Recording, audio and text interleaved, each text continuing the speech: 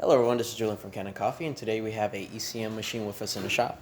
And I came in because the rotary pump was being very noisy, and so we replaced it. As you can see here, this is the older pump, and you can see with the numbers 2004, I believe that's the year of the date. It's quite old, very old. And so we replaced it with a brand new one, straight from Profitec ECM. They make a specific kind for these machines, and so we replaced it with that one. And the sound is quite great. After run it a little bit, very silent.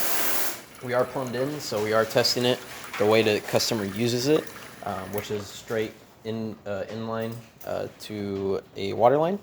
And so we did not do anything else on this machine. There was a lot of stuff we quoted for, but we removed due to the customer just wanting a different type of estimate. So all we did was replace the rotary pump on this machine, re-put all the junctions back on it, and made sure everything was tight and sealed, and tested it while the panels were off just to make sure nothing leaked, which I tested for quite a few hours and nothing leaked out of the machine, so we should be all good. Gasket's a little worn, as you can see from the portafilter going all the way through, but we're just testing.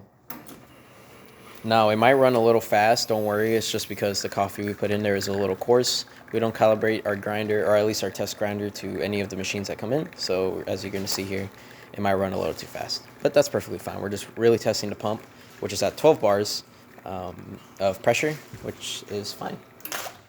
Getting a lot of pressure, it's nice and silent, doesn't have that rattling noise. That's usually due to scale buildup, scale deposits that are inside of the actual rotary pump itself, in here.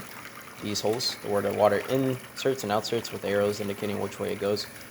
Usually when scale builds up, it just starts rattling a bunch. It doesn't necessarily affect the output of water, but it does in the slightest degree. Mainly it's just a really terrible noise that comes out of your machine. And just to show that everything else is working, hot water tap and steam on, works perfectly fine.